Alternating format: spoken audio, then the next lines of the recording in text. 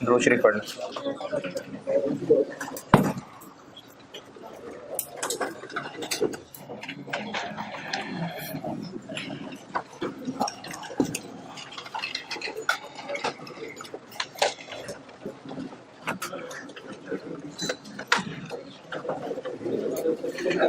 अच्छा, एक मुख्तसर सा मशवरा, आप में से जो लोग कोई पेपर फेल कर गए हैं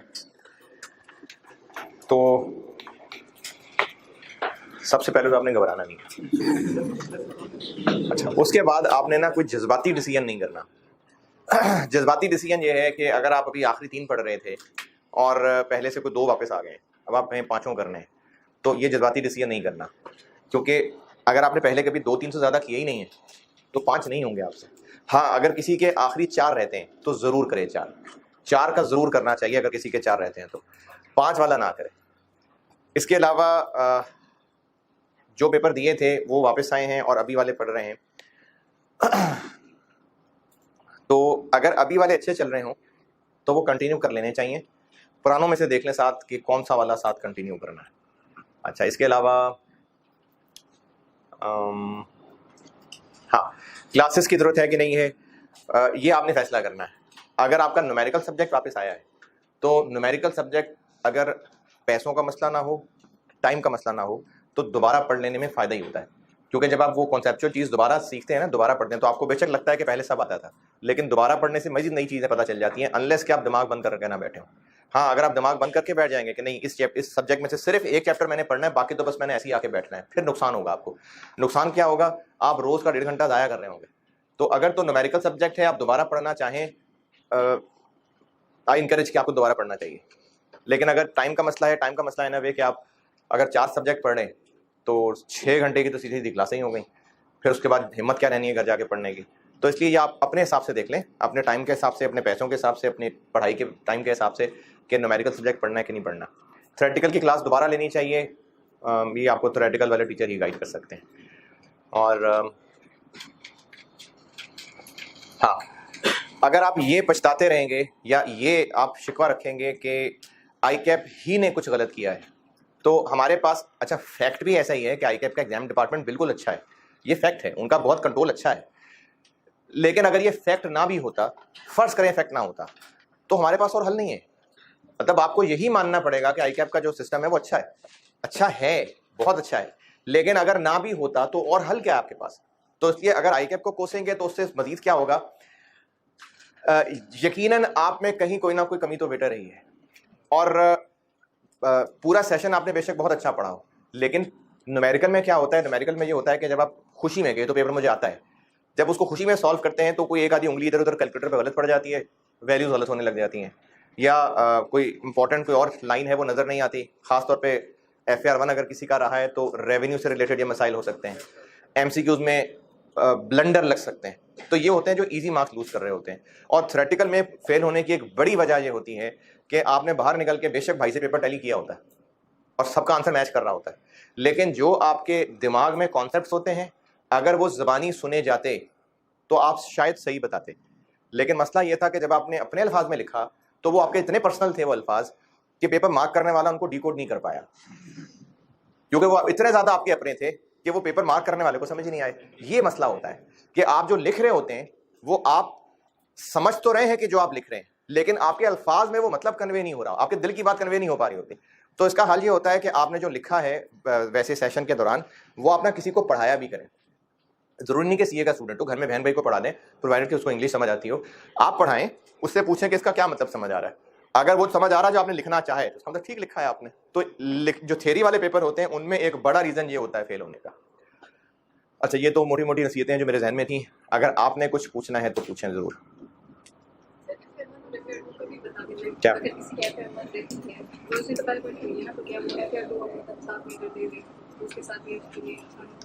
पेपर कितने हैं टोटल? अच्छा,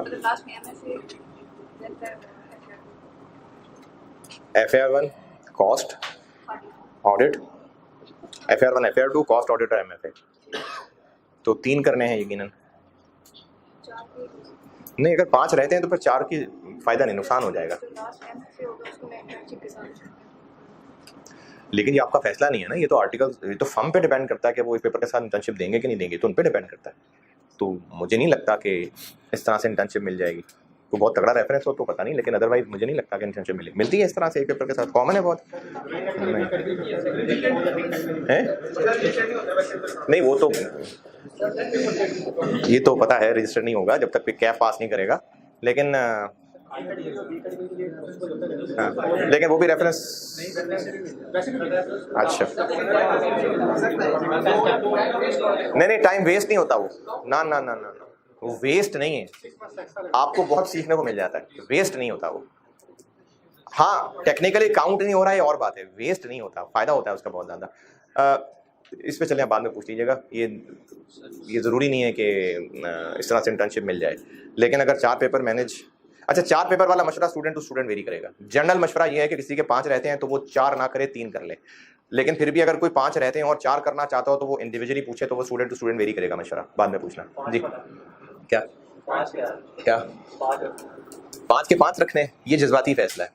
ये अभी रिजल्ट आया है ना, इसलिए जोश है ज़्यादा। अभी सुबह सुबह मैं जो गुलबर्ग वाला सेक्शन है वहाँ पे एक स्टूडेंट अच्छा है पढ़ाई में, उसने लास्ट टाइम का एक्सपीरियंस ये बताया कि लास्ट टाइम वो जो AFC के बाद क्या होता है, क्रैश बैच जो होता है, तो उसमें उसने कोई पेपर दिए कैफ तो होता है जो क्रैश बैच होता है 2 महीने का। हाँ तो वो उसमें वो फेल हो गया, तो उसके बाद जोश आया, उसने कहा मैं तो 5 रखूंगा, तो वो 5 ही गिर गए। अच्छा खासा लाइक स्टूडेंट। वो उसकी वजह ये है, कहता है मैं इतने जब सुबह से क्लासें लेना शुरू करता था, शाम को क्लासें लेकर जब जाता तो घर जाके पढ़े नहीं जाता था। तो ये जज्बाती डिसीजन है, ये नहीं होगा मैनेज। हाँ इसमें एक्सेप्शंस मौजूद हैं, वो मौजूद हैं। 5-5 लोग पास करते हैं जी, 5-5 दिन। हाँ जी हाँ जी, तो एक्सेप्शनल केसेस होते हैं, जनरली ना करें 5। जिनके आखिरी 4 हैं उनको जरूर करना चाहिए, चांस जरूर लेना चाहिए। है जी क्या? नहीं अब चल जाएगी बात, क्योंकि अब तो अरसा हो गया ना पढ़ते पढ़ते, अब तो कॉन्सेप्ट्स बन गए हुए हैं, अब काफी हद तक पॉसिबल हो सकेगा। है जी क्या मुझे लग रहा है?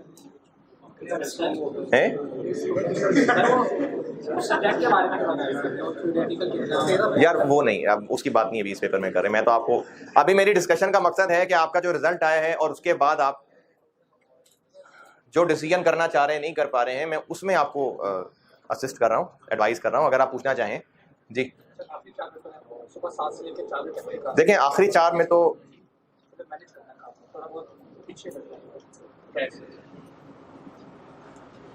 अपने 24 घंटे में से अपने जो बाकी प्रायोरिटीज़ हैं उनको आगे पीछे करना पड़ेगा आपको। रोज़ का रोज़ अपनी पढ़ाई, अच्छा अगर वो भी नहीं कर पा रहे तो आपको जो अपने दिन में मतलब इनइफेक्टिव टाइम है उसको इफेक्टिव में कन्वर्ट करना पड़ेगा। जैसे आप अगर आधा 1 घंटा क्लासेस के दरमियान या सुबह को 1 घंटा फारिग होते हैं, दोस्तों के साथ टाइम गुजारते हैं, तो उसमें फिर आप कुछ ना कुछ मिनिमम सा कोई एक आप लेट से कह सकते हैं कि ऑडिट का एक पेज याद करना है इस दौरान।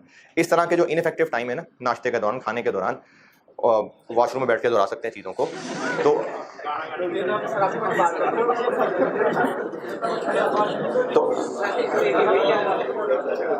तो आप इस तरह से इनइफेक्टिव टाइम को यूटिलाइज कर सकते हैं।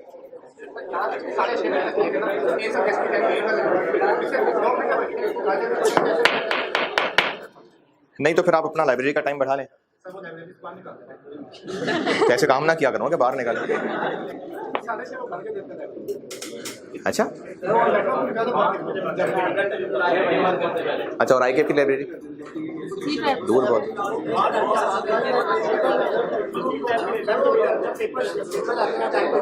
अच्छा अच्छा, मतलब एग्जाम डेज में करते हैं। यहीं बाहर बैठ के पढ़ लिया करें, वो जो ऊपर वो जो नमाज की जगह वहाँ पढ़े होते हैं बच्चे, वहाँ पढ़ लिया करें जी। लाइब्रेरी पहले कहाँ थी? अच्छा यार, इसमें मैं तो कुछ नहीं कर सकता ना सर, मैं पावर हूँ सर।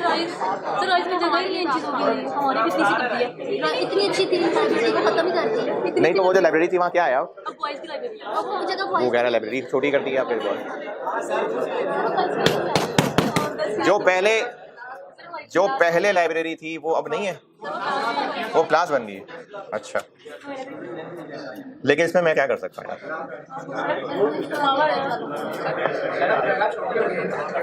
चले, ये शॉर्ट टर्म चीज नहीं है ना। चले, अब ये बेकार बात शुरू हो गई। टाइम जो मकसद था बात करने का वो हो गया पूरा। बस ठीक है, आपको सब मशवरा हो गया, आपने कर लिया सारा मशवरा। मैंने एक होमवर्क दिया था और वो मुझे होमवर्क देते हुए भी अंदाजा था कि करना वरना नहीं है किसी ने, तो ये कल का होमवर्क है। क्वेश्चन नंबर 5 का पार्ट ए कहा था और क्वेश्चन नंबर 4 कहा था। ये आप अगर कराएं तो बहुत अच्छी बात है, शाबाश। अगर नहीं कराएं तो कल कराएं।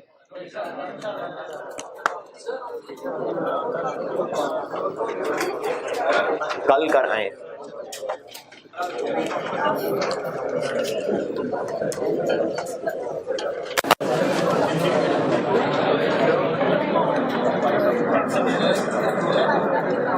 अच्छा, मैंने ग्रुप बोनस प्लान की और प्रैक्टिस कराऊंगा एक सवाल और, लेकिन वो अभी टाइम नहीं है। उसके अलावा बाकी चीजें मैं खुद ही कराता हूँ।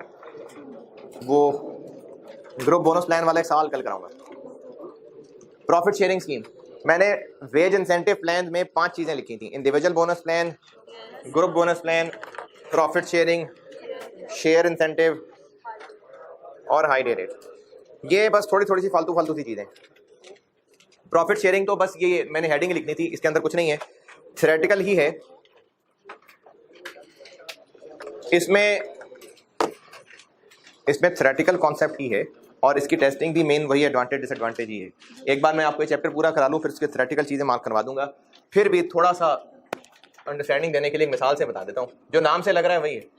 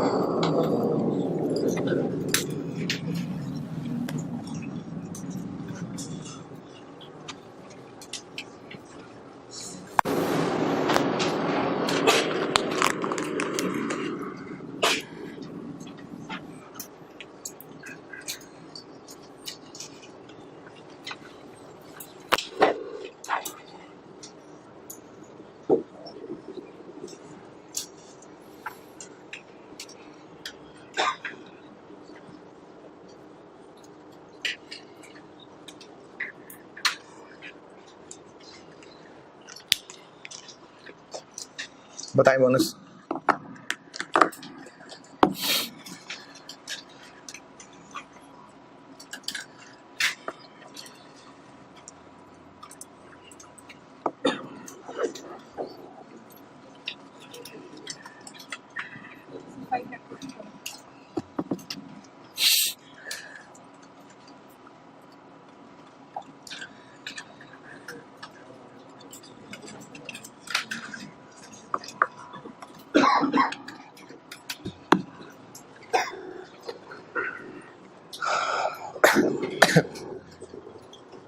हाँ जी, कितना?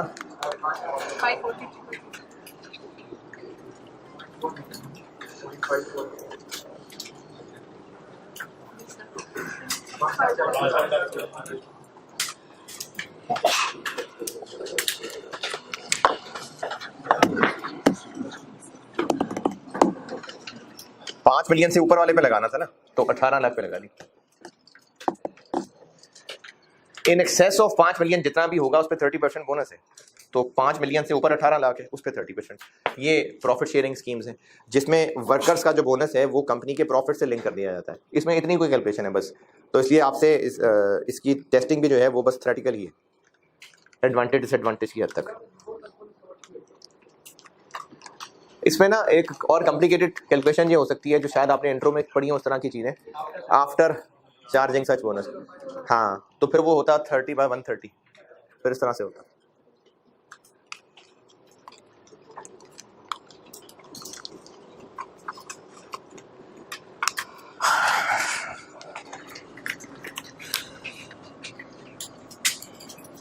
शेयर इंसेंटिव स्कीम्स हैं, इसमें कुछ भी न्यूमेरिकल नहीं है, ये आपकी औकात से बिल्कुल बाहर है। ये फाइनेंशियल अकाउंटिंग की चीज़ है, इसका न्यूमेरिकल पोर्शन ये सिर्फ थ्योरेटिकल हद तक ही है बस, इसकी न्यूमेरिकल आपके लेवल की चीज़ नहीं है। इसका न्यूमेरिकल फाइनेंशियल अकाउंटिंग में होगा और वो है IFRS 2, जो आप जब बहुत बड़े हो जाएंगे CFA 1 में आ जाएंगे फिर पढ़ेंगे।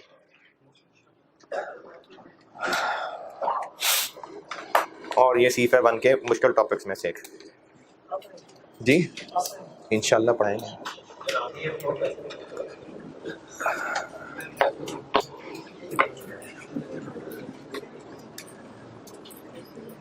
शेयर इंसेंटिव स्कीम कॉन्सेप्ट समझ लें।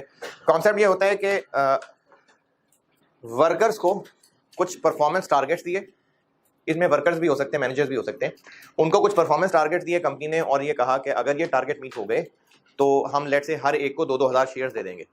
किसके शेयर्स? उस कंपनी के अपने शेयर्स। तो इसमें उनको क्या फायदा हुआ?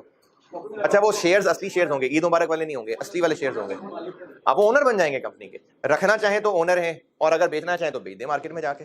तो ये शेयर इंसेंटिव स्कीम्स हैं जिनमें कुछ परफॉर्मेंस टारगेट्स दिए जाते हैं और अगर वो परफॉर्मेंस टारगेट्स मीट हो जाए तो फिर शेयर्स दे दिए जाएंगे वर्कर्स को, लेकिन ये आपके लिए न्यूमेरिकल नहीं है।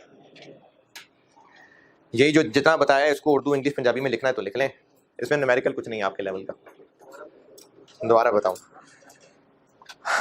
एम्प्लॉयज को कोई परफॉर्मेंस टारगेट दिए जाएं और ये कहा जाए कि अगर ये परफॉर्मेंस टारगेट मीट हो गए तो आपको कंपनी के इतने शेयर्स मुफ्त में या सस्ते में मिल जाएंगे। ये शेयर इंसेंटिव स्कीम्स हैं, ये शेयर इंसेंटिव स्कीम्स हैं। वर्कर्स एम्प्लॉयज को कहा जा सकता है कि अगर performance targets meet, performance target में हो सकता है कहा हो कि 2 साल के सेल्स, 2 साल है आपके पास, सेल्स को बढ़ा के 400 मिलियन से ऊपर ले जाएं, या शेयर प्राइस बढ़ा दें, या 3 साल कम से कम नौकरी कर लें, कुछ भी कंडीशन हो सकती है। तो उनके ये कंडीशंस लगाई जाएंगी, अगर वो कंडीशन पूरी कर गए तो फिर उनको कंपनी के शेयर्स या तो मुफ्त में दे दिए जाएंगे या सस्ते दे दिए जाएंगे। ये शेयर इंसेंटिव स्कीम्स हैं, लेकिन इसमें आपके लेवल का न्यूमेरिकल कुछ नहीं है। और लास्ट चीज, हाई डे रेट सिस्टम, इसमें भी कोई खास लंबी चौड़ी कहानी नहीं है, ये एक एग्जांपल से सिखाता हूं आपको। उस एग्जांपल से बात समझ आ जाएगी कि कॉन्सेप्ट क्या है। लिखें सवाल, हाई डे रेट का सवाल लिखिए।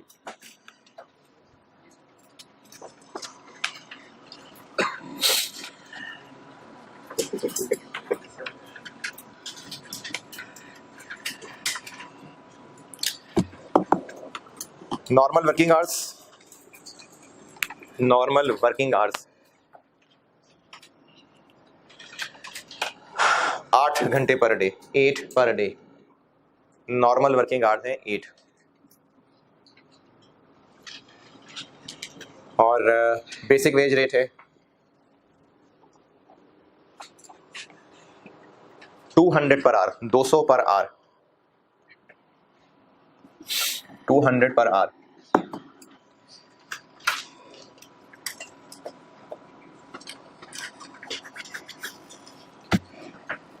Minimum production required, minimum production required from every worker 100 units per day, 100 units per day। यानी उन 8 घंटों में ही, यानी ऐसा नहीं कि वो 12-12 घंटे काम कर रहा है और ओवर टाइम भी ले रहा है, नहीं, 8 घंटों की शिफ्ट है और उसको कहा है 100 यूनिट्स बना के ही जाना है घर। नहीं काम करेंगे तो निकाल देंगे और लोग रख लेंगे। तो हर बंदे से रिक्वायर्ड है कि 100 यूनिट्स बनाने ही बनाने रोज के। 110 बनाएगा कोई वर्कर? वर्कर के लिहाज से सोचें, बनाएगा? नहीं, 8 घंटे छुट्टी, इसके बाद निकालेंगे। बनाएगा? नहीं बनाएगा। देखें, 8 घंटे में उसको 800 नहीं 1600 रुपए मिलने, 200 पर आ रहे हैं ना, और उनमें उसने 100 यूनिट्स बनाने, तो अगर 110 बनाएगा तो कितने मिलेंगे? तब भी 1600 ही मिलेंगे। तो फिर क्यों बनाएगा? तो उसके लिए फिर बोनस देना पड़ेगा। चलिए अब आगे लिखें। A wage rate of 250 per hour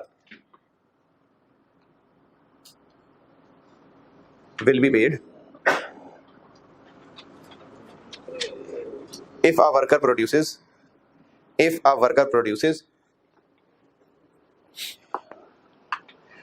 130 units in a day, 130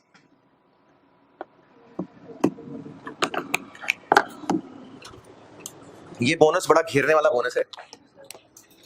अच्छा, अब इसकी रिक्वायरमेंट यही है जो कर रहा हूं। अगर प्रोडक्शन, यानी इसकी रिक्वायरमेंट कोई नहीं है, बस एग्जांपल है, ये कर रहा हूं सामने कुछ। अगर प्रोडक्शन हुई 100 यूनिट्स तो उस वर्कर को टोटल वेजेस कितनी मिलेंगी? 200 इंटू 8 1600।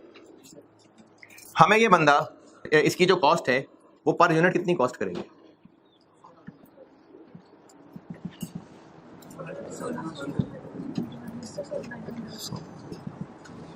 16। और अगर किसी दिन इस वर्कर ने बना दी 130 यूनिट्स,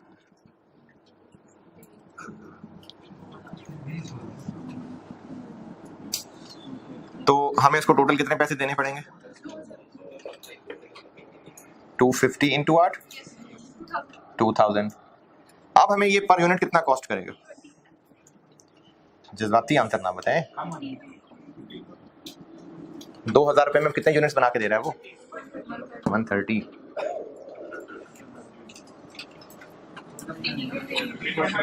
15 पॉइंट, चल ठीक है, 4 खैर। तो हो ये रहा है कि इसको बोनस कुछ इस तरह का रखा कि वर्कर को भी फायदा, कंपनी को भी फायदा। वर्कर को क्या फायदा? तो ज्यादा पैसे मिल रहे हैं। कंपनी को क्या फायदा? कंपनी की पर यूनिट कॉस्ट कम हो रही है। तो ये भी एक तरीका है कि उसको एक टारगेट दें और कहें कि अगर वो टारगेट पूरा कर लिया तो हम तुम्हें टाइम रेट ही बढ़ा देंगे। अब ये बड़ा घेरने वाला बोनस है इस तरह से कि अगर वो सोचे कि चलो कोशिश करता हूँ, अब वो 110 यूनिट्स बना गया, अब वो कहेगा चलो थोड़ा और कोशिश करता हूँ, वो और कोशिश करेगा, 120 तो उसकी बस हो जाएगी। वो कहेगा नहीं अब इतने बनाए हैं तो 10 और सही, तो 10 और सही, तो फिर वो 130 पूरे बनाएगा। तो ये भी बहरहाल एक इंसेंटिव है, बोनस नहीं है ये बोनस नहीं है। उसको जो वेज रेट दिया हुआ था वही रिवाइज होकर 250 हो जाएगा अगर एक खास टारगेट मीट कर लिया तो उसको हाई डे रेट सिस्टम कहते हैं, हाई डे रेट प्लान। ये भी इंसेंटिव का एक तरीका है कि अगर कोई टारगेट पूरा हो गया तो उसका वेज रेट ही बढ़ा दिया जाएगा। ये हाई डे रेट जी। किसका आ रहा है? नहीं, 100 का मतलब है कि उसको 100 वो बनाने हैं जो सही है। खराब कर रहा है तो फिर वो नहीं काउंट हो रहे होंगे। अच्छा ठीक है, फिर नहीं तो बंदा चेंज कर लेंगे ना। ये चीजें तो फिर कंट्रोलेबल हैं। ये तो प्रैक्टिकल मसला आ गया, कॉस्ट का मसला नहीं है। ये तो उस बंदे की परफॉर्मेंस ठीक नहीं है, उसके सुपरवाइजर को कहेंगे जैसे काम सही लो, नहीं तो बंदा चेंज करो। हाई डे रेट प्लान जी, इसमें बोनस नहीं है ना कोई ऐसा। डिफरेंस ही डिफरेंस है, इसमें कहाँ है बोनस? 8 घंटे, हाँ ठीक है। नहीं, इसमें बोनस किधर है? बोनस कहाँ है? बोनस बस हायर नहीं, बस नाम का फर्क नहीं है। उसको एक हायर रेट हम देना शुरू कर रहे हैं वेजेस का। अगर उनकी परफॉर्मेंस इतनी रहती है तो उसको 200 रुपए पर आवर दे रहे हैं, परफॉर्मेंस इतनी हो जाती है तो 250 पर आवर दे रहे हैं। बोनस तो एक डिफरेंट कैलकुलेशन है, उसमें टाइम सेव्ड के ऊपर वो कैलकुलेशन होती है। हाँ, आपको सेम चीज इसलिए लग रही है क्योंकि आप बोनस और इंसेंटिव को एक बात समझ रहे हैं। असल में ये सारा कुछ इंसेंटिव्स हैं। इंसेंटिव मोटिवेट करने के लिए वर्कर्स को दिए जाते हैं। बोनस भी इंसेंटिव का एक तरीका था, ये भी इंसेंटिव का एक तरीका। नहीं, फिर वो पीस वर्क होता ना, ऊपर के 30 यूनिट्स का रेट नहीं हो सकता था ना। इसको हम दे पर आ रहे हैं, हाई डे रेट होगा ही टाइम रेट सिस्टम में, तो फिर वो पीस वर्क होता, फिर वो स्लैब्स वाला काम होता। ये वेज इंसेंटिव प्लान यही हैं बस।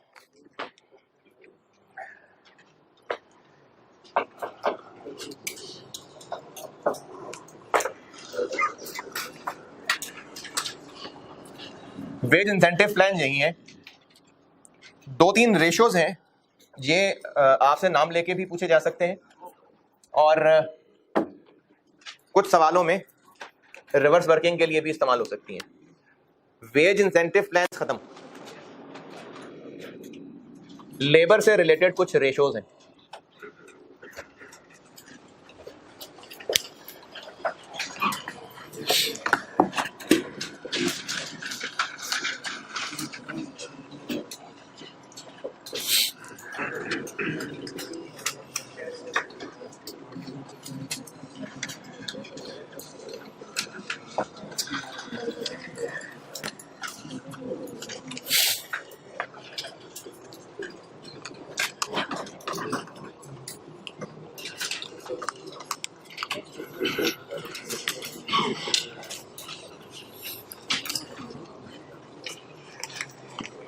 अच्छा, जिन्होंने FAR 1 पढ़ा हुआ है, रेशोज क्यों होती हैं कैलकुलेट? कंपैरिजन के लिए, बिल्कुल ठीक है, कंपैरिजन के लिए। एक रेशो होती है लेबर एफिशिएंसी रेशो,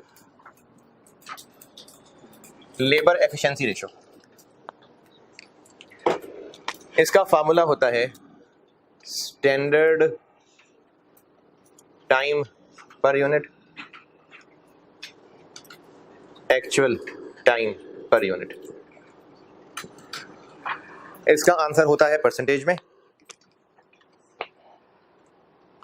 मिसाल के तौर पे एक यूनिट बनाने के लिए टाइम लगना चाहिए 8 घंटे,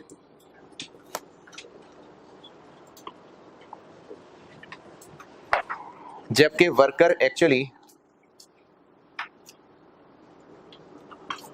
अच्छा अगर एक्चुअली भी 8 घंटे ही लगा रहा हो तो जितने लगने चाहिए उतने लगा रहा है, यानी 100% एफिशिएंसी पे काम कर रहा है, वो 100% एफिशिएंस है। और अगर ज्यादा लगा रहा है तो एफिशिएंसी 100 से कम हो जाएगी। क्या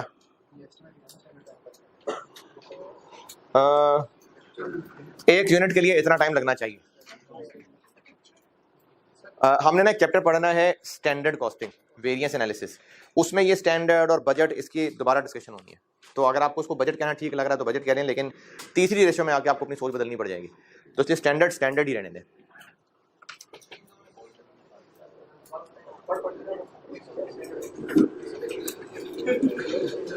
पढ़ के तो कॉस्ट के एंड में क्या करोगे फिर? कॉस्ट जब एंड हो रही होगी तो क्या करोगे? एक unit standard time per unit का मतलब है कि ऑर्गेनाइजेशन ना स्टैंडर्ड सेट कर लेती हैं। जैसे आल्दो कि ये स्टैंडर्ड कॉस्टिंग की डिस्कशन है, लेकिन सवाल पूछा तो थोड़ा सा बता देता हूं। ऑर्गेनाइजेशंस में जहां पर कोई सर्विस दी जा रही होती है या कोई प्रोडक्ट बनाया जा रहा होता है, किसी रेस्टोरेंट की मिसाल ले लेते हैं, तो शेफ चेंज भी हो सकते हैं। तो फिर अगर शेफ चेंज होते रहेंगे तो फिर तो चीज़ का जायका ही बदलता रहेगा, हर को अपनी मर्जी से बना रहा होगा, तो उस जगह की वैल्यू तो नहीं बनेगी।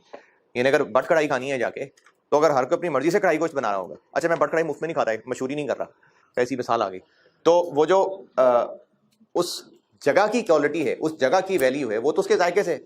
तो अगर हर बंदा अपनी मर्जी से खाना बना रहा होगा तो वो तो फिर चेंज होता रहेगा जायका। तो उनको जायका मेंटेन करने के लिए क्या करना पड़ेगा? एक स्टैंडर्ड रेसिपी बनानी पड़ेगी, जो भी होगा वो उस रेसिपी के मुताबिक बनाएगा। मेडिसिन है, उस कंपनी ने अगर मेडिसिन बनानी है तो उन्होंने एक स्टैंडर्ड फार्मूला डिजाइन करना है, ये स्टैंडर्ड्स होते हैं। कॉलेज है, उन्होंने अगर कोई नए टीचर को भी हायर करना है तो वो नया टीचर अगर वो कोर्स 25 घंटे में पढ़ा के खत्म करके चले जाए तो कॉलेज को एक स्टैंडर्ड रखना पड़ेगा। तो इसलिए हर ऑर्गेनाइजेशन ने अपने परफॉर्मेंस के स्टैंडर्ड रखे होते हैं। तो स्टैंडर्ड टाइम पर यूनिट का मतलब है कि वर्कर को कहा होगा कि एक यूनिट 8 घंटे में बना लेना चाहिए तुम्हें, ये स्टैंडर्ड सेट कर दिया। अगर वो वर्कर 8 घंटे में ही बना लेता है तो इसको कहा जाएगा कि ये वर्कर 100% एफिशिएंसी पे काम कर रहा है। और अगर वो 8 घंटे से कम लगा रहा है तो 100 से ज्यादा एफिशिएंसी है। और अगर 8 घंटे से ज्यादा टाइम लगा रहा है तो इसको लेबर एफिशिएंसी रेशो कहते हैं। मिसाल के तौर पे अगर वो 10 घंटे लगाता है तो लेबर एफिशिएंसी रेशो हो जाएगी 8/10, 80%। ये होती है लेबर एफिशिएंसी रेशो, कि जो उससे रिक्वायर्ड है एक्चुअली इसमें कितना टाइम लगा रहा है। इनका जो आप इसका रेशो है वो लेबर एफिशिएंसी रेशो है।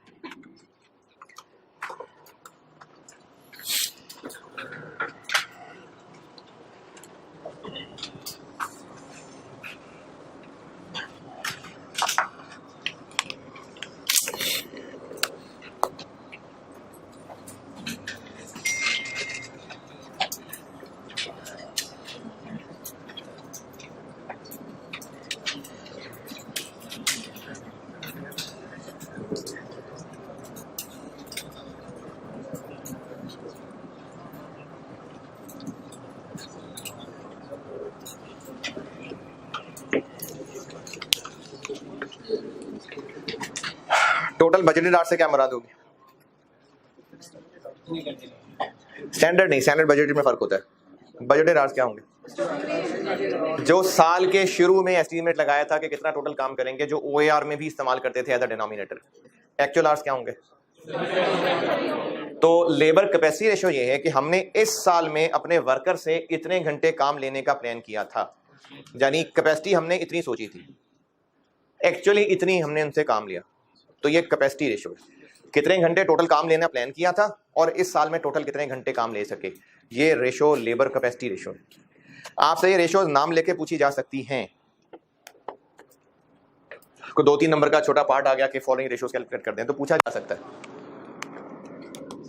और तीसरी चीज है labour activity ratio. Labour activity ratio, और इसका फार्मूला होता है total standard hours over total budgeted hours.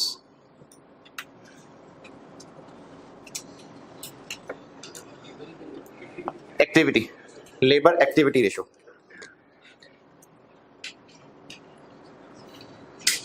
Labour activity ratio, total standard hours divided by total budgeted hours.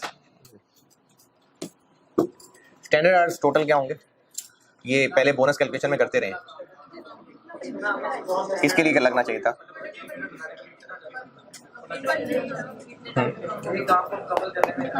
अभी बोनस में क्या करते रहे स्टैंडर्ड आवर्स? जितने यूनिट्स एक्चुअली बने उनमें कितना टाइम लगना चाहिए था, ये होते हैं total standard hours. Total standard hours हैं जितने एक्चुअल यूनिट्स बने हैं उनके लिए कितना टाइम लगना चाहिए, तो बोनस में करते रहे ये काम। चलने एक सवाल लिखें, रेशियोज बस ये 3 ही है, सवाल लिखिए।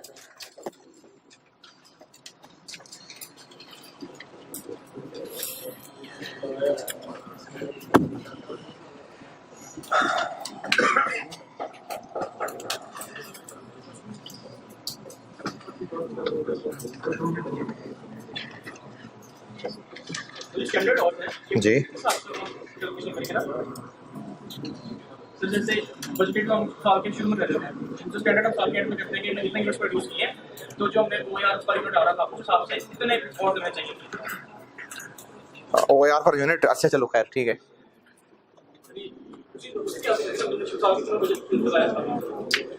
हमने जो स्टैंडर्ड बनाया है 1 यूनिट का, उस स्टैंडर्ड को सामने रखते हुए जितने यूनिट्स एक्चुअली बने उनके लिए टोटल कितने घंटे लगने चाहिए थे, ये स्टैंडर्ड आवर्स हैं। ये स्टैंडर्ड कॉस्टिंग में करेंगे बात कि स्टैंडर्ड बनता कैसे है।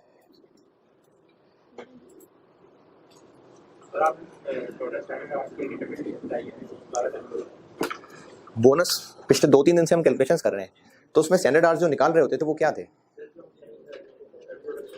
हाँ हाँ, ये स्टैंडर्ड आवर्स। हाँ, मैंने ये कोई नई चीज नहीं बताई है, ये बोनस में जो कैलकुलेशन कर रहे थे वो है। सवाल लिखें, टोटल बजटेड आवर्स,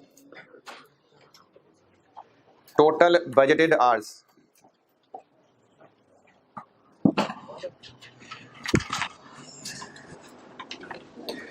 $40,000, 40,000।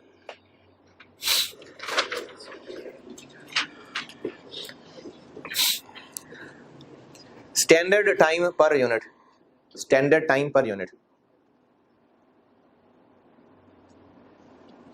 4 घंटे।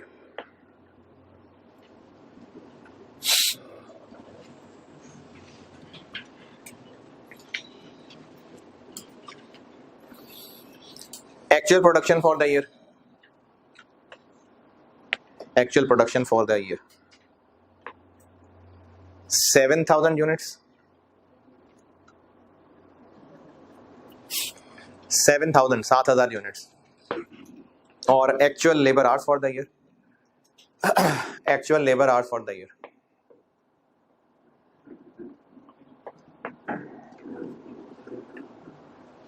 35,000, 35,000, 35,000। ये तीनों रेशोस करें कैलकुलेट।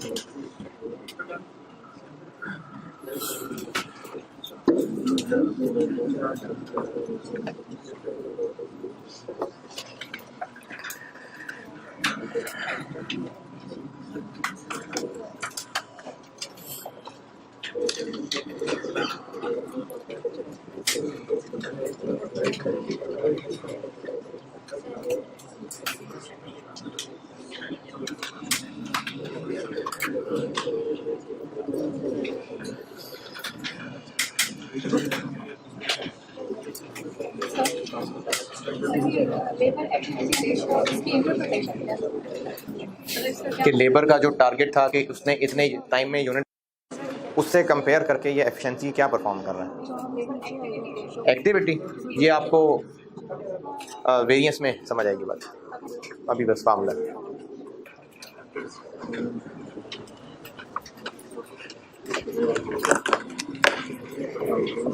हाँ जी,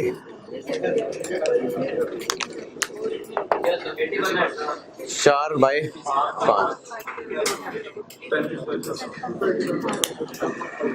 5 कैसे? 7,000 यूनिट्स बनाने के लिए 35,000 आवर्स लगे, तो एक के लिए 5।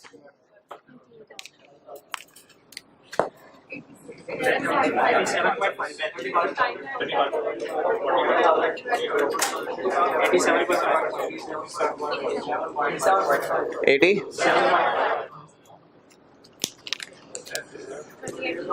28, क्योंकि एक यूनिट के लिए 4, तो फिर 7,000 के लिए 28।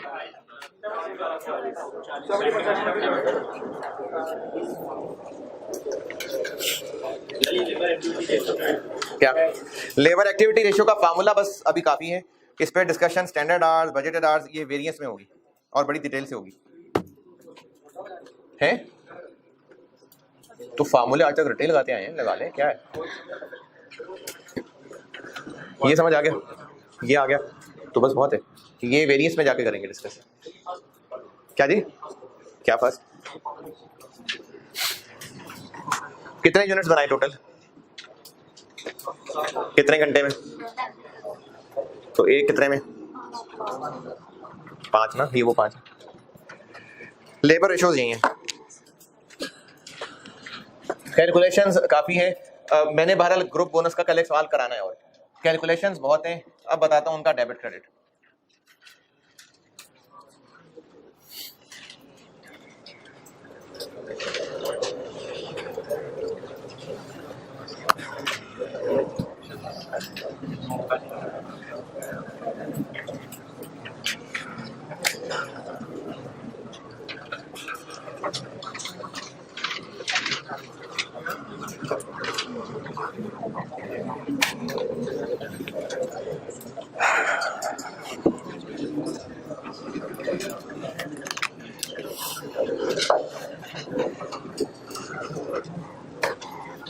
मैंने चैप्टर के 3 टुकड़े किए थे, तीसरा टुकड़ा डिसीजन मेकिंग में करेंगे, तो ये दूसरा accounting entry.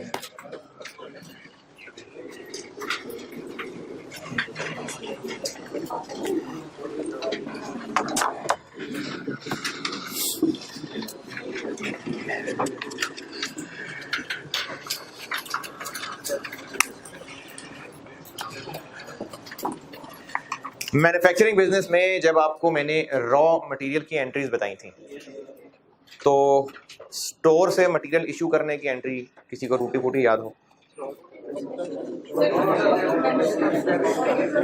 Work in process debit, और एक और डेबिट भी था, एफओएच कंट्रोल।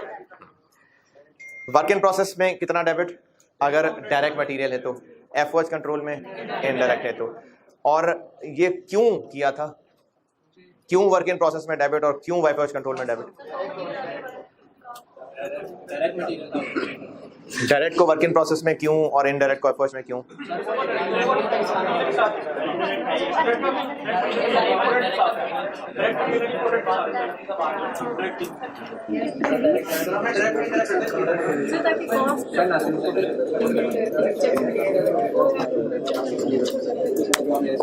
है जब मटेरियल प्रोडक्शन को इशू होगा तो उसकी एंट्री की थी, डायरेक्ट मटेरियल अगर इशू हो रहा है तो वर्क इन प्रोसेस में एंट्री डेबिट, इनडायरेक्ट इशू हो रहा है तो एफओएच कंट्रोल डेबिट।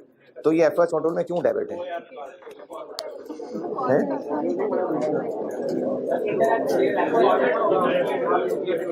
क्यों?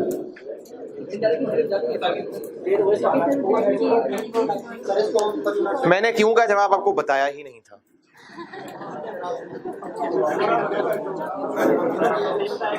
मैंने कहा था कि डबल एंट्रीज वाला एक चैप्टर पढ़ाऊंगा तब इसकी डिटेल बताऊंगा, अभी बस ये ऐसे ही है।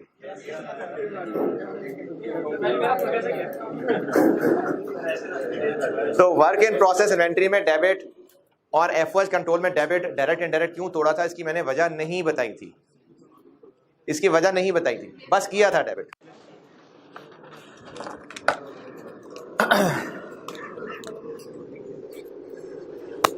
लेबर से रिलेटेड जो एंट्रीज हो सकती हैं, 4-5 एंट्रीज है, वो मैं करके दे रहा हूं, लेकिन बगैर वैल्यूज के समझाऊंगा तो आपको भी मुश्किल होगी, मुझे भी मुश्किल होगी। तो इसको ना मैं वैल्यूज को यूज करके समझा देता हूं। यानी बता तो मैं आपको नोट्स ही रहा हूं कि डबल एंट्रीज क्या होती हैं, लेकिन वैल्यूज से समझा रहा हूं। तो इनकी एंट्रीज करते हैं, लेकिन एक डाटा यूज कर लेते हैं।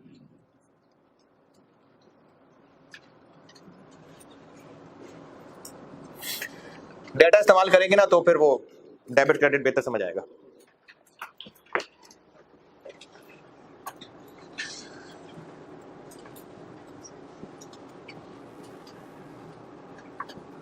ये मैं एग्जांपल लिख रहा हूं।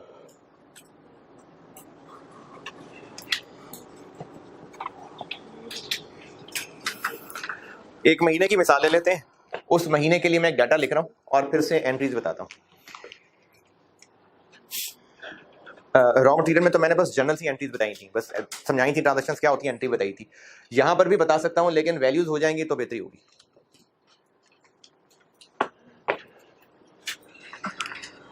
एक ये कि एडवांस दिया है एम्प्लॉइज को,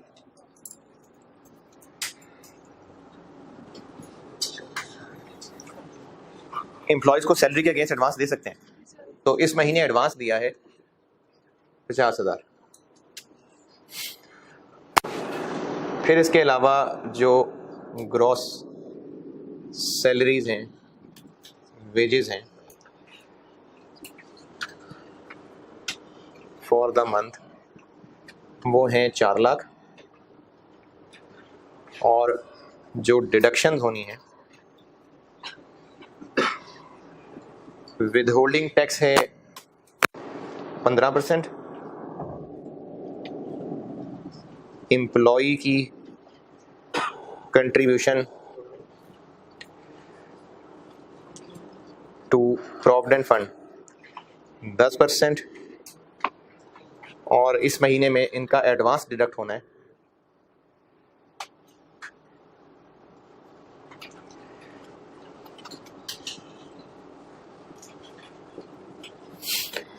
22,000। जिन लोगों ने टैक्स नहीं पढ़ा उनको ये प्रोविडेंट फंड वाली बात नहीं समझ आएगी, मैं समझा देता हूँ। डाटा लिखने पहले समझाता हूँ। Employees contribution to provident fund 10%, advance adjusted 22,000, withholding tax WHT withholding tax 15%। जी 50 तो इस महीने दिया है ना कुछ लोगों को, जो पहले महीने को कभी दिए होंगे उनमें से 22 एडजस्ट हो गया।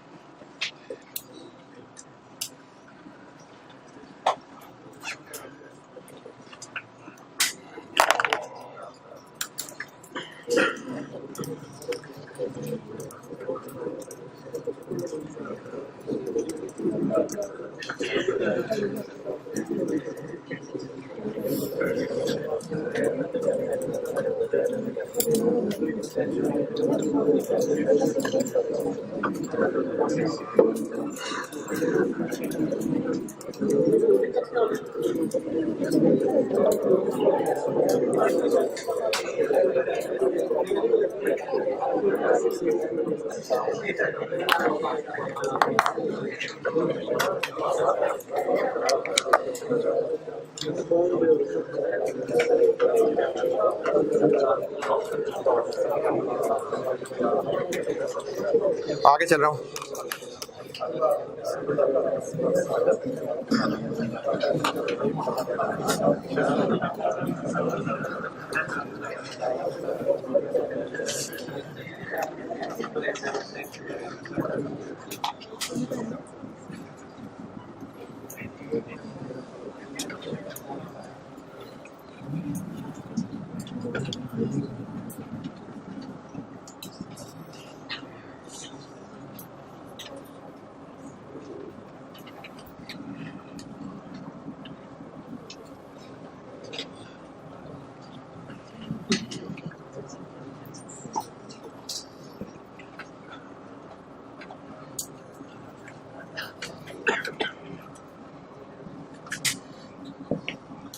चले, ये डेटा है, इसमें जो टर्म्स नहीं पता वो समझाता हूँ और डबल एंट्रीज करके दिखाता हूँ। यार ये वेरी करता है, वो अमेरिकन ब्रिटिश में फ़र्क है। OUR भी ठीक है, OR भी ठीक है जी, पाकिस्तान में सब चलेगा। OR भी ठीक है, OUR भी ठीक है।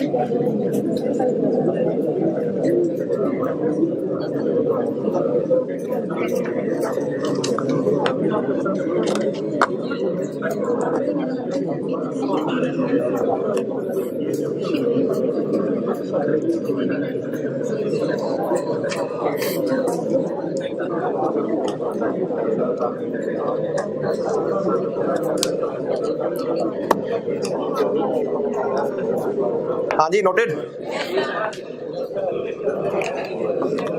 मैं एंट्रीज करता हूं, अभी एंट्रीज करता हूं। ये जो टर्म्स जिनको नहीं पता ना, मैं उनको टर्म समझा दूं जरा। ये अगर लिखना चाहें तो नुक्कड़ में कहीं लिख लें।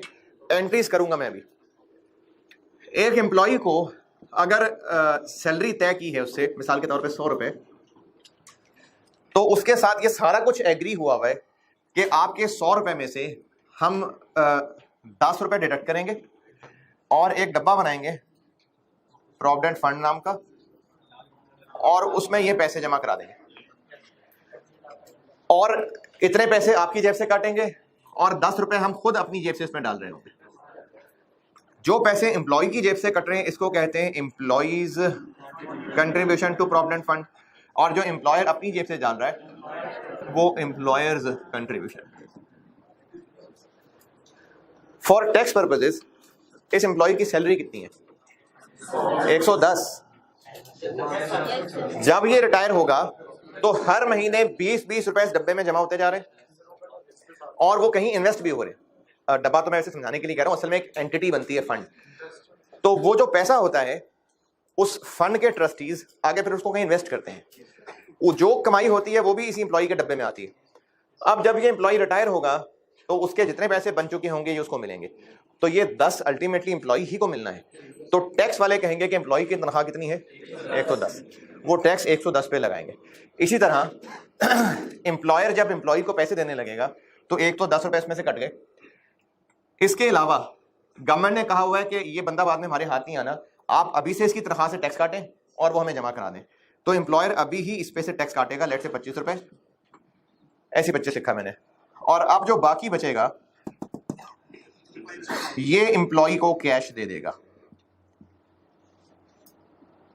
ये होती है एक सैलरी की कहानी कि जितने उससे पैसे तय होते हैं ये एम्प्लॉय को बताया होता है। ये उसे छुप के सरकार नहीं कर रहा होता एम्प्लॉयर, ये एम्प्लॉय को बताया होता है कि आपकी तनख्वाह इतनी हम एग्री कर रहे हैं, इसमें से इतने पैसे आपकी जेब से काटा करेंगे, इतने हम जेब से डाला करेंगे, तो अल्टीमेटली आपको हमसे 110 रुपए का बेनिफिट मिल रहा होगा। तो एम्प्लॉयर के लिए लेबर कॉस्ट कितनी है? तो एम्प्लॉय को पैसे तो वो 65 दे रहा है, जेब से उसकी 110 जा रहा है, क्योंकि इसमें से 10 काट के डब्बे में डाल दिया, ये गवर्नमेंट को दे दिए, ये एम्प्लॉय को दे दिए, तो जेब तो उसके 100 गए। 10 और गए तो एम्प्लॉयर को कॉस्ट 110 पड़ेगी। अब पूछें जो टर्म्स पूछनी है। और ये प्रोविडेंट फंड ना एक मिसाल है, ये भी इसलिए बताइए क्योंकि टैक्स पढ़ा होता है तो उसमें प्रोविडेंट फंड पढ़ा होता है, वरना और भी हो सकते हैं बेनिफिट। सोशल सिक्योरिटी भी हो सकता है, कोई कंटीन के नाम पे पैसे हो सकते हैं, कुछ भी हो सकता है। कॉन्सेप्ट यही है जी। रिटायरमेंट बेनिफिट्स बहुत सारे हो सकते हैं, कई हो सकते हैं, मिसाल है प्रोविडेंट फंड। और बताएं इन टर्म्स में से जो पूछना है। कोई टर्म पूछनी है तो पूछें, इनकी एंट्रीज करके दे रहा हूं।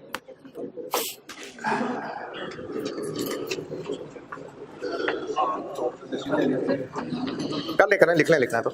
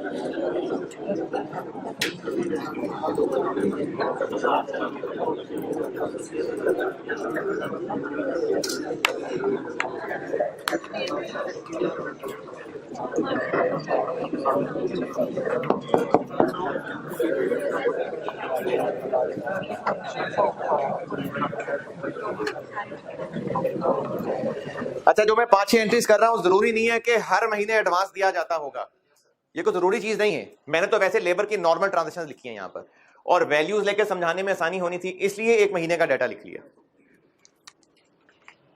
और मैं जिस तरतीब से एंट्रीज लिख रहा हूँ वो बस रैंडम है। ये मैं जो तीसरे नंबर पे लिख रहा हूँ जरूरी नहीं कि वो दूसरे के बाद ही आएगा, वो पहले भी हो सकता था।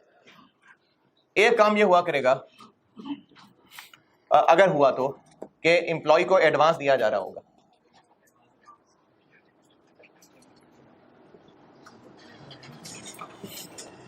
तो ये तो आपके बाएं हाथ का खेल है। क्या एंट्री होगी? एडवांस डेबिट और कैश क्रेडिट। कमाल कर दिया। Advance to employees, advance to employees भी ठीक है, एडवांस अगेंस्ट सैलरी भी ठीक है। कितना? 50,000। हो सकता ना हो, अगर हुआ तो ये एंट्री होती है। फिर इसके अलावा ये जो सारी वेजेस की कैलकुलेशन है ना, सारे वर्कर, सारे एम्प्लॉइज, टोटल कैलकुलेशन, ये एक तो एक कॉन्फिडेंशियल काम होता है। ये खासतौर पर सर्विस सेक्टर के अंदर, प्राइवेट सेक्टर में इस तरह से सैलरीज, बेनिफिट्स ये पब्लिकली अवेलेबल नहीं होते, इसके लिए सेपरेट डिपार्टमेंट होता है, इसको पेरोल डिपार्टमेंट कहते हैं, पेरोल। तो ये जो सारी सैलरीज, वेजेस कैलकुलेट होंगी, इन्होंने बनना तो एक्सपेंस है, लेकिन एक प्रोसीजर है कि एक्सपेंस बनाने को 2 एंट्रीज में तोड़ के बनाया जाता है। जैसे अगर शॉप से कोई चीज घर लेके आनी है तो शॉप में उसको पहले एक बॉक्स में, एक शॉपर में पैक रखेंगे, घर लाके उसको निकाल लेंगे। एक प्रोसीजर है बस कि पहले उसको पैक में रखा, फिर पैक से निकाल लिया। तो इसी तरह से ना ये 2 स्टेप काम होने लगा है। पहला स्टेप ये है कि जो total wages cost for the month है उसको रिकॉर्ड करते हैं।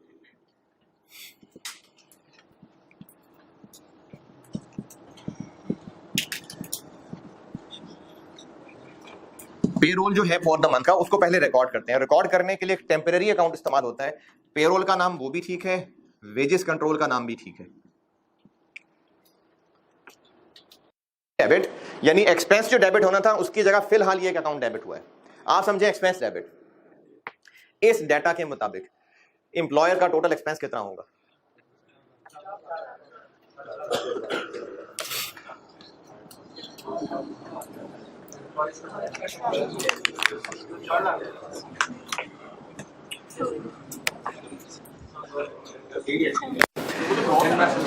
ग्रॉस मतलब ये इन डिडक्शन से ग्रॉस। ग्रॉस का मतलब होता है जिसमें से भी डिडक्शंस नहीं किए, इसको ग्रॉस कहते हैं। यानी ये 100 लिखा हुआ है, 110 नहीं लिखा हुआ। ये 100 है, इसमें से 10 रुपए एम्प्लॉय के डिडक्ट होने, तो डिडक्शंस के कॉन्टेक्स्ट में ग्रॉस कहा है इसको। एम्प्लॉयर ने जो अपनी जेब से देने वो अलग से बिजनेस को एक्सपेंस पड़ रहा है, तो टोटल बिजनेस का एक्सपेंस 440 है। 440। ये जो वेजेस कंट्रोल अकाउंट का नाम इस्तेमाल हुआ है ना, आप अभी फिलहाल समझे ये एक एक्सपेंस अकाउंट है। तो एक्सपेंस हो गया डेबिट, क्रेडिट, सारा का सारा तो एम्प्लॉय को नहीं देना है, कुछ एडवांस एडजस्ट होना है, कुछ एम्प्लॉय को देने हैं, कुछ गवर्नमेंट को देने हैं, कुछ फंड को देने हैं। अब वो सारे यहां पर पेबल आ जाएंगे। गवर्नमेंट को कितना देना है?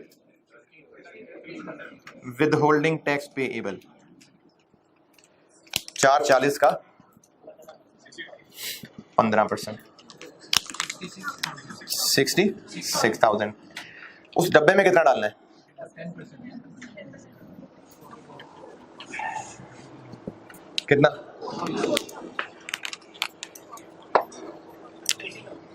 80,000। शाबाश। कैसी 80,000 भाई? 40 एम्प्लॉयर का है, 40 एम्प्लॉय का है, तो डब्बे में 80,000 डालना है। देखिए मैं अब यहां पर ऊपर 100 लिख चुका कि 110 लिख चुका? 110।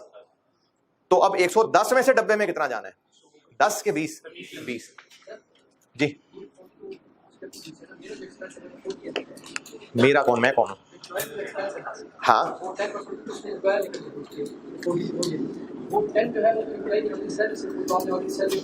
जी।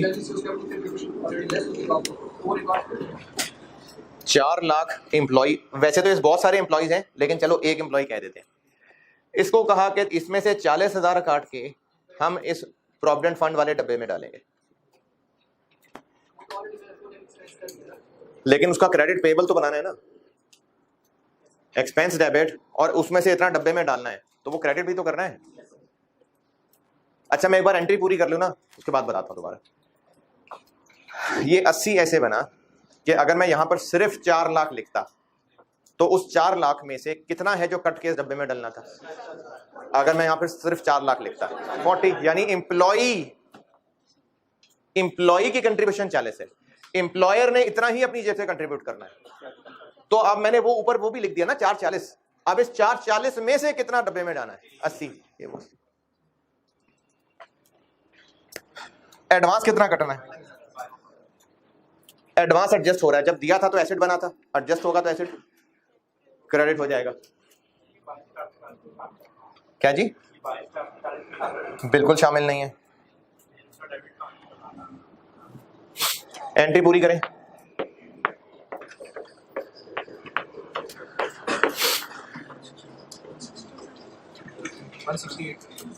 मेरा निकाल।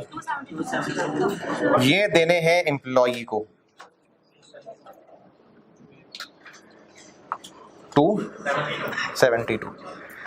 ये फिगर्स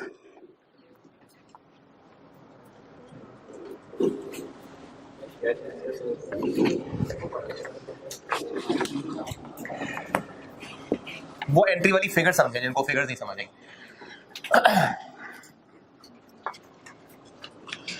एम्प्लॉई की सैलरी 400 तय हुई, इसमें से 40 डिडक्ट होंगे, वो इस बॉक्स में जाएंगे।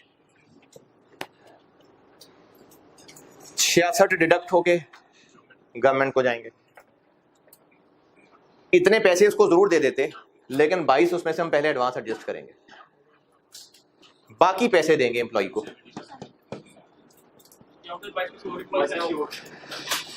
हाय हाय, ये अकरम की सैलरी बना रहा हूं, असलम की। ये टोटल है ना, टोटल सारे एम्प्लॉयज की टोटल इतनी है। अब उनमें से टोटल कुछ की सैलरी एडजस्ट हो रही है, ये वो है। 4 लाख में से 40 डिडक्ट होके इस बॉक्स में जाना है, 66 डिडक्ट होके गवर्नमेंट को जाना है, 22 एडवांस एडजस्ट होगा, बाकी कैश है जो एम्प्लॉय को देना है। क्योंकि नॉर्मल बिजनेस अकाउंटिंग में ऐसा होता है कि कई एक्सपेंसेस हैं जो पहले पेएबल बनाए जाते हैं फिर पे किए जाते हैं। नॉर्मली ना जो रेगुलर एक्सपेंसेस होते हैं रेगुलर, उनको पहले पेएबल बनाते हैं फिर पे करते हैं। तो ये पैसे फंड में डाल दिए, लेकिन पहले इनका पेएबल बना लिया, बाद में पेएबल डेबिट करके कैश कर देंगे क्रेडिट। ये गवर्नमेंट को देने हैं, पहले इनका पेएबल बना लिया। ये तो उसका एडवांस काटना है, एडवांस क्रेडिट। ये अब एम्प्लॉय को देने हैं, तो पहले पेएबल बनाया फिर उसको कैश दे देंगे। और यहां पर एम्प्लॉयर ने अपनी जेब से मजीद 40 डालना, तो एम्प्लॉयर का एक्सपेंस हो गया 440। अब जब 440 कह दिया तो डब्बे में कितना जाना है? गवर्नमेंट को एडवांस एडजस्ट कर लिया और बाकी एम्प्लॉय को। 440 तो 110 है जी सर, इसका 20% प्रॉफिट में जाएगा? नहीं, इसका 20% नहीं जाएगा, इसका 10 जाएगा और उतना ही अलहदा से। 440 का 10 नहीं है।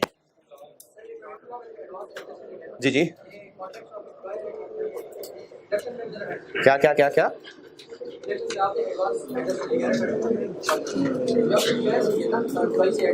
हाँ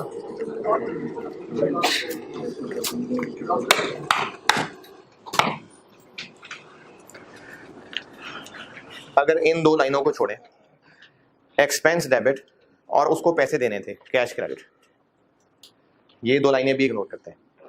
एक्सपेंस डेबिट और एम्प्लॉय को पैसे देने थे तो कैश क्रेडिट, लेकिन थोड़ा सा एडवांस एडजस्ट कर रहे हैं, तो अब क्या एंट्री होगी? Expense debit, advance credit, cash credit.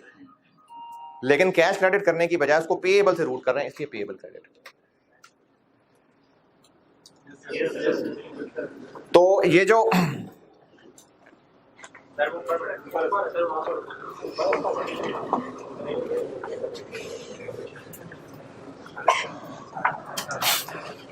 अभी यहां पर मैंने कहा था फर्ज करें एक्सपेंस है, इनफैक्ट ये एक्सपेंस नहीं है, ये हमने एक्सपेंस को भी शॉपर में डाला था।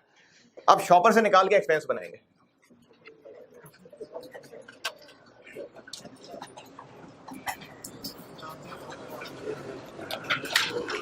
ये एक्सपेंस अभी शॉपर में डाला था, शॉपर डेबिट। अब शॉपर से निकालने लगे तो शॉपर क्रेडिट।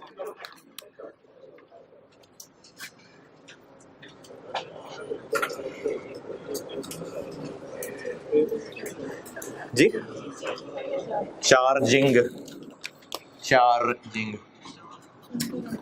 पेरोल को चार्ज करना, एक्सपेंस बनाना। अच्छा, अब ये किन लोगों का एक्सपेंस है? 70% डायरेक्ट लोगों का, 30% इनडायरेक्ट। जो डायरेक्ट मटेरियल होता है वो वर्क इन प्रोसेस में डेबिट होता है, और जो इनडायरेक्ट मटेरियल होता है वजह नहीं बताई, तो फिर यहां भी मत पूछिएगा।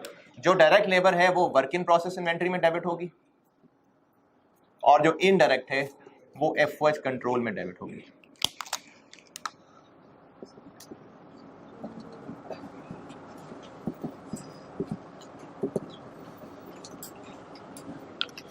कितनी 308013 और लास्ट जो पेबल बनाए थे उनको पे कर दें।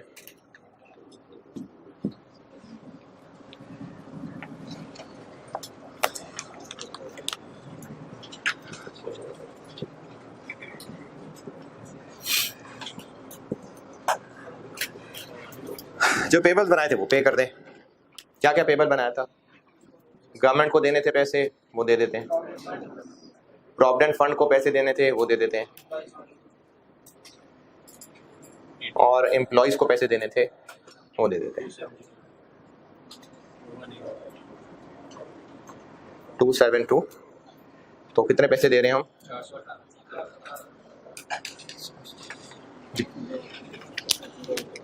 क्या हुआ?